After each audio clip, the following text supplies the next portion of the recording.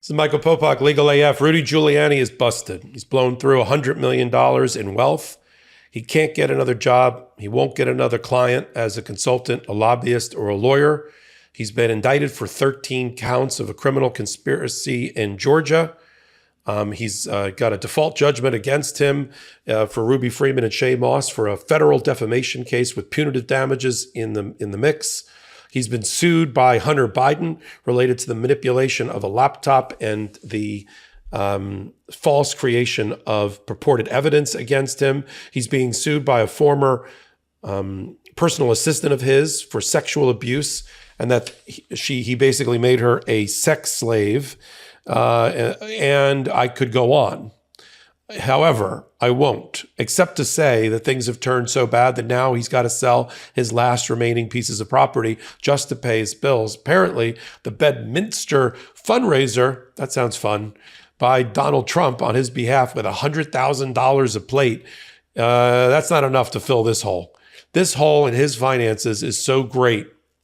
It's now resulted in an over $550,000 tax lien, because that's what he owes as of right now to the federal government and the Internal Revenue Service. We reported on Legal AF and Hot Takes, just like this one, that his woes have gotten so bad that even his former best friend and his subordinate who worked for him, under him, in the Southern District New York prosecutor's office, Bob Costello, who works at a law firm in town that I know well, I've actually litigated against them myself, is owed $1.4 million in attorney's fees, to the point where his former best friend, it's like when your best friend, the dog, sues you in court. Like if the Labrador sued you, that's Bob Costello suing Rudy Giuliani for unpaid legal fees. I'm sure the law firm had enough. I mean, Bob's not on his own. He works with other partners. They're probably like, what is this giant accounts receivable on our books for $1.4 million? How is that going to get paid? Now, some people might be saying, well, didn't I see clips of Rudy Giuliani flying into Fulton County, Georgia to post a $150,000 bail, and he flew in on a private jet? Yes, you did.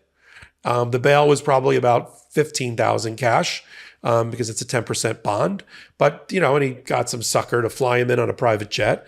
And now the judge talking about his finances, the judge in a federal court in the District of Columbia, Judge Beryl Howell, who used to be the chief judge, who's presiding over his civil fraud and defamation case, has already entered a default judgment in favor of Ruby Freeman and Shay Moss, two Fulton County election workers, basically saying that it's a matter of law and my sanction that they have won their case. And only thing that a jury has to do in a few months is decide how big of a check Rudy Giuliani is going to pay.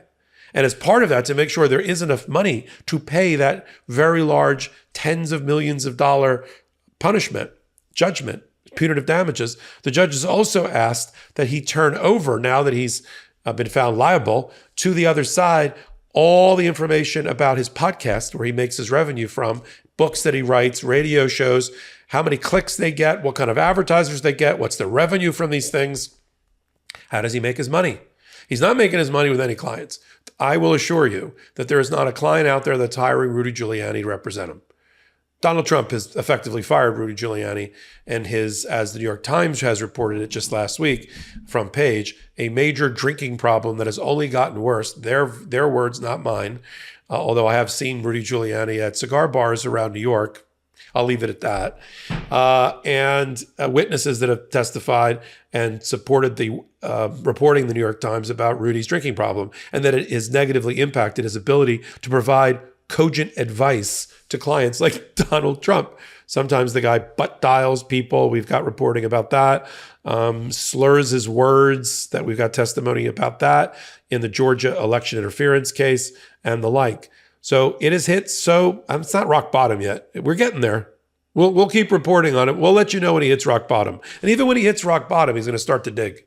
But we're not there yet. We're hurtling quickly. We're now hitting probably the one floor up from ground.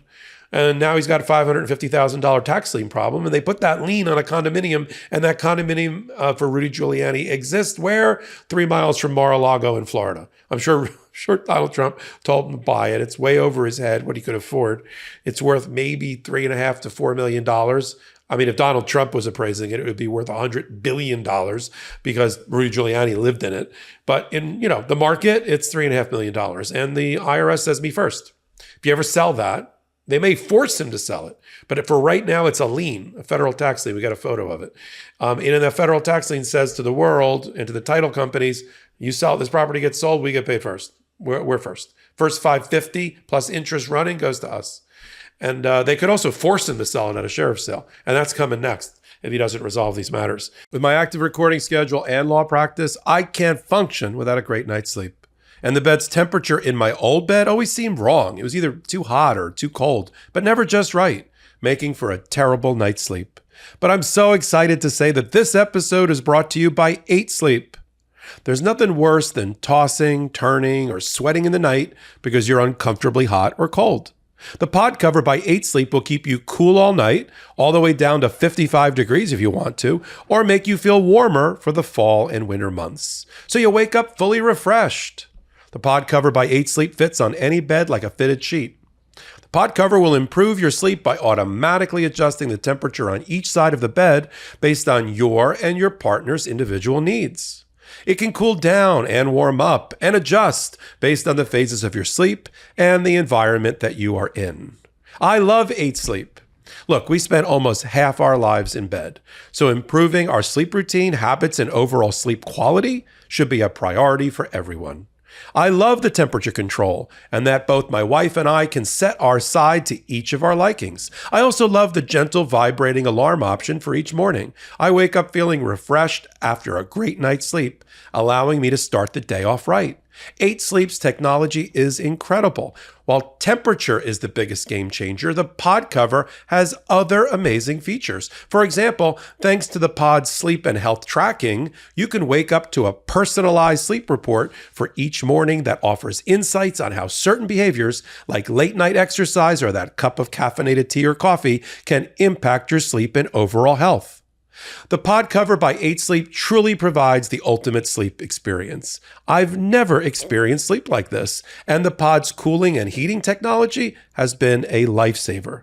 Invest in the rest you deserve with 8 Sleep Pod. Go to 8sleep.com/legalaf and save $150 on the pod cover. That's the best offer you'll find, but you must visit 8sleep.com/legalaf for the $150 off. Stay cool with 8 Sleep. Now shipping within the US, Canada, the UK, select countries in the EU, and Australia. So he's got the $1.36 million owed to Rob Costello, Bob Costello, his lawyer. He's got the $550,000 IRS lien. He's got a piece of property in New York on the Upper East Side. He's trying to sell for $6 million. Good luck. I don't know if I'd want to buy Rudy Giuliani's house. I think it has a negative asset value or negative brand value because of its association with Rudy. And then he's trying to sell this, or will sell this $3.5 million condo down in the Isle of Palm Beach on the beach. We have a picture of it there in Florida. And so why am I reporting on all this? Come on, Popok.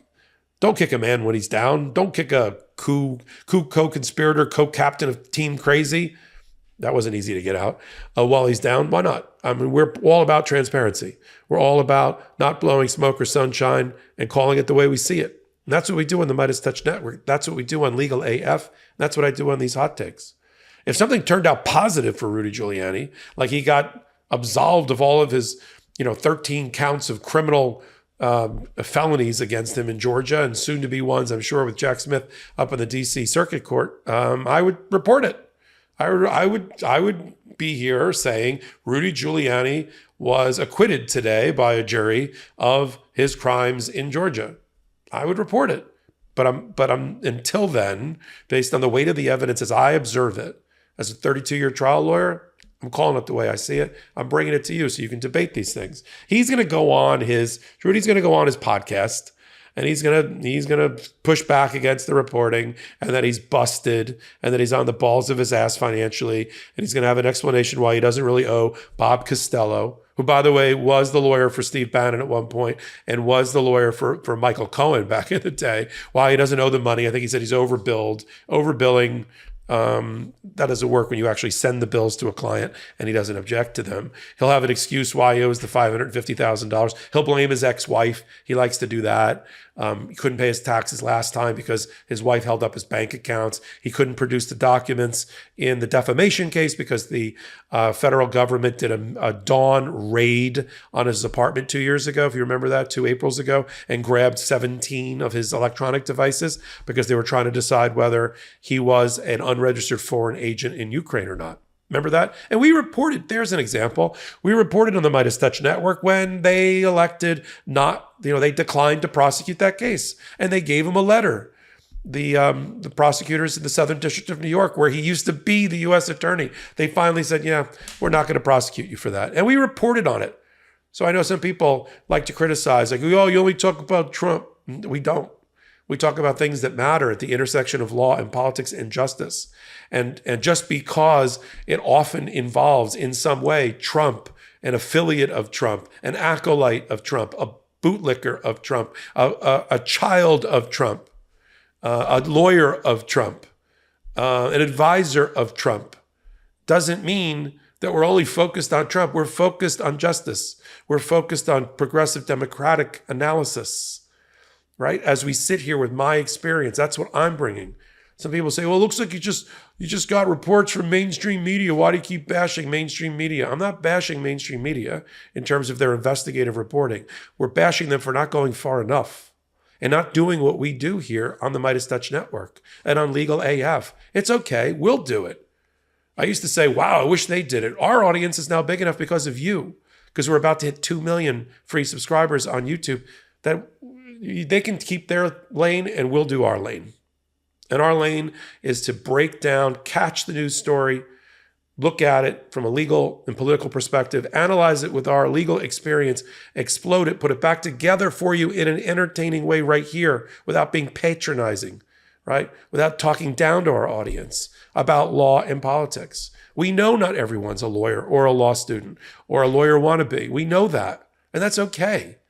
My job is to explain it to you in a way that you have the facts that you need with my analysis armed to have your conversations on social media, around the dinner table, on the soapbox, wherever you want to be, or just privately for yourself to know what's going on without having a spin or a half report that doesn't go all the way, right? Or misrepresents the headline.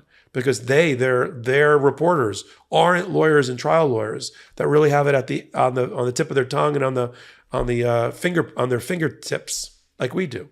And that's why we're doing it here. If you like what I'm doing on hot takes like this one about the trials and tribulations of one Rudy Giuliani and others, leave me a comment here.